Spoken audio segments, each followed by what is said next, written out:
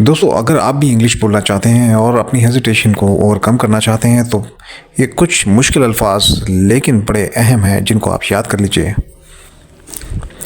Take एब्लूशन, वज़ू करना। डकार लेना, बेल्च। मिन्नत करना, बसीज। तस्बीह करना, काउंट बीट्स। रट्टा लगाना, क्रैम। गुस्सा दिलाना, मेक एंग्री। बेवफा, डिसलॉयल। बेगैरत, ब्रेजन फेस्ड। चुगलखोर, बैकबाइटर। मुनाफिक, हिपोक्रेट।